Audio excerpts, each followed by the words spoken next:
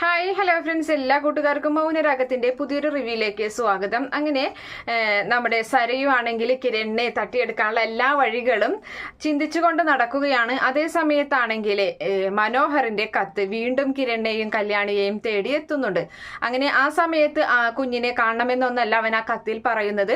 അതുപോലെ തന്നെ ഇവർ ചെയ്തു തന്നതിനോടൊക്കെ നന്ദിയാണ് പറയുന്നത്. പിന്നെ രാഹുൽ ജയിലിൽ നിന്ന് പരോളിൽ ഇറങ്ങുന്നുണ്ട് എന്ന കാര്യവും അതിൽ അറിയിക്കുകയാണ്. എന്തായാലും കിരൺ പറയുന്നുണ്ട്, അയാളെ എന്റെ കൈകൊണ്ട് മരിക്കേണ്ടി വരുമോ എന്ന്, ഞാൻ കൊല്ലേണ്ടി വരുമോ എന്ന് ചോദിക്കുകയാണ്. എന്തിനാ കിരണേട്ടാ കൊല്ലുന്ന കാര്യമൊക്കെ പറയുന്നത്? നിനക്ക് മനസ്സിലായില്ലേ?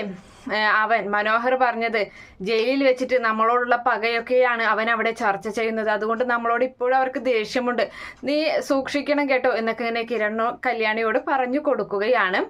അതിനുശേഷമാണെങ്കിൽ രാഹുല് പുറത്തിറങ്ങാൻ പോകുന്ന കാര്യവും അതുപോലെ പുറത്തിറങ്ങിയതിന് ശേഷം താൻ ചെയ്യാൻ പോകുന്ന കാര്യങ്ങളെ കുറിച്ചൊക്കെ വിക്രത്തിനോട് പറഞ്ഞുകൊണ്ടിരിക്കുകയാണ്.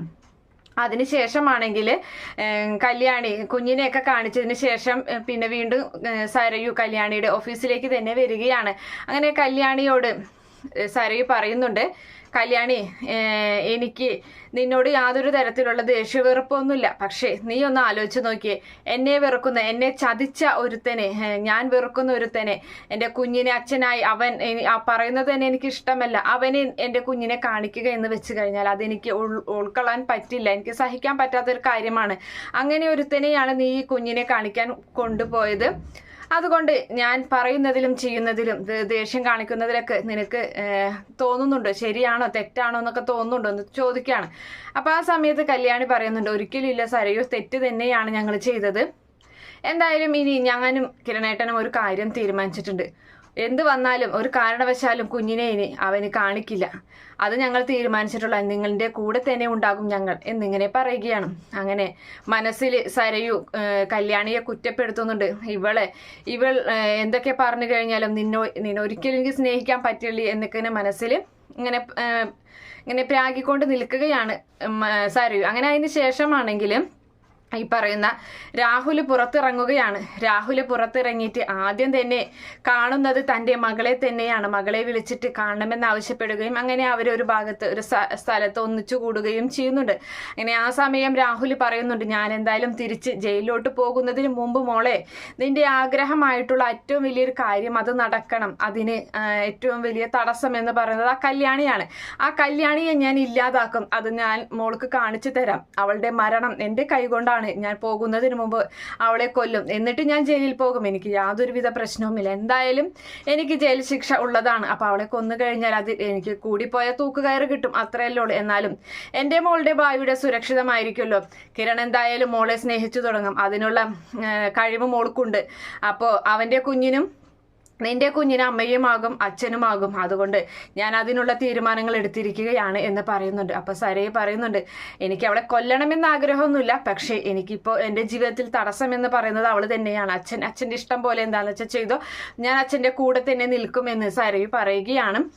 അതേ സമയത്ത് ഈ പറയുന്ന സരയുവിൻ്റെ ഈ ഒരു പ്രവൃത്തിയിൽ മനംനൊന്ത് നടക്കുകയാണ് താരയും.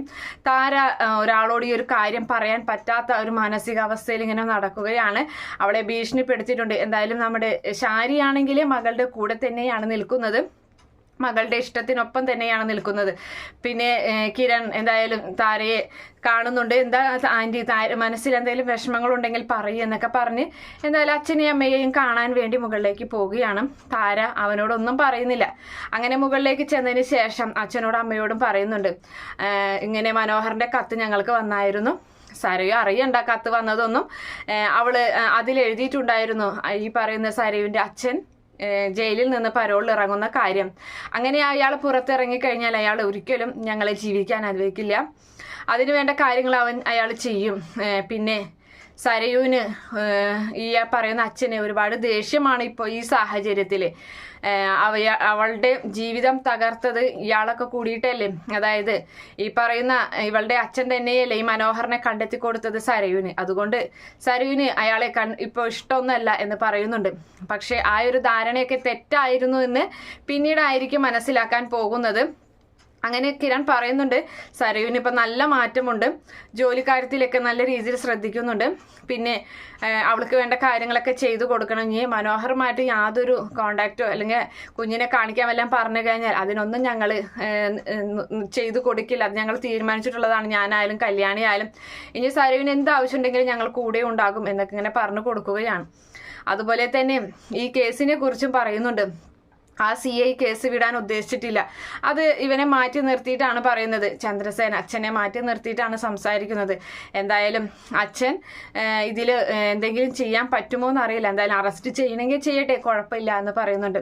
പിന്നെ ഇനി മനോഹർ കത്തയക്കുകയാണെങ്കിൽ അച്ഛൻ അവൻ ഞങ്ങൾക്ക് കത്തയക്കാതിരിക്കാൻ വേണ്ടി സൂപ്രണ്ടിനെ ഒന്ന് കാണണം, ഞങ്ങൾക്ക് ആ കത്ത് പോസ്റ്റ് ചെയ്യരുതെന്ന് അവിടെ അറിയിക്കണം എന്നുള്ള കാര്യങ്ങളൊക്കെ പറയുകയാണ്. അപ്പം എന്തായാലും ഇനി മനോഹറിന്റെ ഭാഗത്തു നിന്ന് ഇവർക്കുള്ള ഹെൽപ്പ്, അങ്ങനെ ആ ഒരു അവസ്ഥ വന്നു കഴിഞ്ഞാൽ ഇവർക്ക് എന്തെങ്കിലും കാര്യങ്ങൾ അറിയിക്കണമെങ്കിൽ അത് മനോഹറിന് പറ്റാതെയാകും എന്തായാലും. അതുപോലെ തന്നെ സരയുവിൻ്റെ ഇതിൻ്റെ ഇടയിൽ പെട്ടിട്ട് നമ്മുടെ കിരണിനെ അവിടെ പരമാവധി വീഴ്ത്തിയെടുക്കാനൊക്കെ ശ്രമിക്കുകയും ചെയ്യുന്നുണ്ട്. പിന്നെ അതുപോലെ തന്നെ നമ്മുടെ കല്യാണി സൈറ്റിലേക്കൊക്കെ ഒറ്റയ്ക്കാണ് പോകേണ്ട ഒരു അവസ്ഥ വരുന്നത്. അത് കിരണിനെ ഇവള് കൊണ്ടുപോവുകയാണ്, പല സാഹചര്യങ്ങളും പല കാര്യങ്ങളൊക്കെ പറഞ്ഞിട്ട് സരയുവാണ് കിരണിനെ കൊണ്ടുപോകുന്നത്. അപ്പൊ കല്യാണിക്ക് ഒറ്റയ്ക്കാണ് ഓരോ സ്ഥലത്തേക്കൊക്കെ പോകേണ്ടി വരുന്നത്. അങ്ങനെ വലിയൊരു ബിൽഡിങ്ങിലേക്കാണ് ആദ്യം തന്നെ കല്യാണി പോകുന്നത്. അപ്പൊ അവിടെ ഇങ്ങനെ കാറിൽ നിന്ന് ഇറങ്ങിയതിന് ശേഷം അവളങ്ങനെ മുകളിലേക്ക് നടന്നു പോവുകയാണ്. അങ്ങനെ ആ നടന്നു പോകുന്ന സമയം ഇവള് വരുന്നതും ഇവളെ നിരീക്ഷിച്ചുകൊണ്ട് തന്നെ രാഹുൽ അവിടെ നിൽക്കുന്നുണ്ടായിരിക്കും. അങ്ങനെ രാഹുൽ ഇവളെ പുറകെ തന്നെ പോവുകയാണ്. അതിനുശേഷം അവൾ മുകളിലേക്ക് കയറുന്നുണ്ട്. അവളാണെങ്കിൽ ഇന്റീരിയർ വർക്കിന്റെയും അതുപോലെ തന്നെ മറ്റുള്ള കാര്യങ്ങളുടെ ഒക്കെ ഇങ്ങനെ ഒരു കടലാസിൽ അങ്ങനെ നോട്ട് ചെയ്ത് ഓരോ കണക്കും കാര്യങ്ങളൊക്കെ നോട്ട് ചെയ്ത് അങ്ങനെ അവളിങ്ങനെ നടന്നുകൊണ്ടിരിക്കുകയാണ്. പുറകിലൂടെ നമ്മുടെ രാഹുൽ വരികയും അവളുടെ വാ പൊത്തുകയും ചെയ്യുന്നുണ്ട്. പെട്ടെന്ന് അവളുടെ കയ്യിലുണ്ടായിരുന്ന ആ പേനയും ആ പുസ്തകവും ഒക്കെ താഴത്തേക്ക് വീഴുകയാണ്. അവളെങ്ങനെ ഒച്ചയെടുക്കുന്നുണ്ട്. അവൻ വാ പൊത്തി കൊല്ലാൻ ശ്രമിക്കുമ്പോൾ അതിനൊന്നും സാധിക്കില്ല. എന്തായാലും അപ്പോഴേക്കും അവിടുത്തെ ആൾക്കാരൊക്കെ കാണുകയും അതുപോലെ തന്നെ അവളെ രക്ഷപ്പെടുത്തുകയും ചെയ്യുന്നുണ്ട്. രാഹുലിന്റെ ശ്രമം പാളിപ്പോവുകയാണ്. എന്തായാലും രാഹുൽ ഇങ്ങനെ ഒരു കാര്യം ചെയ്യുന്നത് അത് രാഹുലിന് തന്നെ തിരിച്ചടിയാവുകയാണ്. അയാളെ കിരൺ കാണുകയും അതുപോലെ തന്നെ രാഹുലിനെ തല്ലിച്ചതയ്ക്കുകയും ചെയ്യുന്നുണ്ട്. അത് സരയു അറിയുമ്പോൾ സരയുവിന് വിഷമാകുകയാണ്. കാരണം സരയുവിന് അത് സഹിക്കാൻ പറ്റുന്നില്ല. തനിക്ക് വേണ്ടിയിട്ടാണ് അച്ഛൻ ഇങ്ങനെയൊക്കെ ചെയ്യാൻ നോക്കിയത്. പക്ഷെ അത് സരയുവിനത് വളരെയധികം ദുഃഖത്തിലൊക്കെ ആകുന്നുണ്ട്. അതിനുശേഷം കയ്യും കാലൊടിഞ്ഞ അവസ്ഥയിൽ ഈ പറയുന്ന രാഹുൽ തിരികെ പരോൾ കഴിഞ്ഞ് പോകേണ്ട അവസ്ഥയാകുന്നുണ്ട്. CI ആണെങ്കിൽ കേസുമായിട്ട് മുന്നോട്ട് പോവുകയാണ്. ഉടനെ തന്നെ CIയുടെ ആ ഒരു ലക്ഷ്യത്തിലേക്ക് അയാൾ എത്തുന്നുണ്ട്.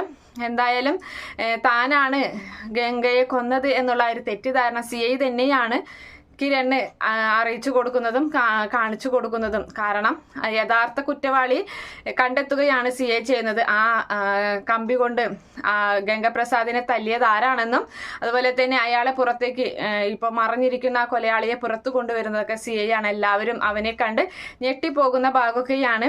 ഇങ്ങനെ ഒരു കഥ പിന്നിലുണ്ടായിരുന്നു എന്ന് എല്ലാവരും അറിഞ്ഞ് ആകെ ഞെട്ടിപ്പോവുകയാണ്. എന്തായാലും അങ്ങനെ ഒരു ഭാഗമൊക്കെയാണ് വരാൻ പോകുന്നത്. കാത്തിരുന്ന് കാണാം.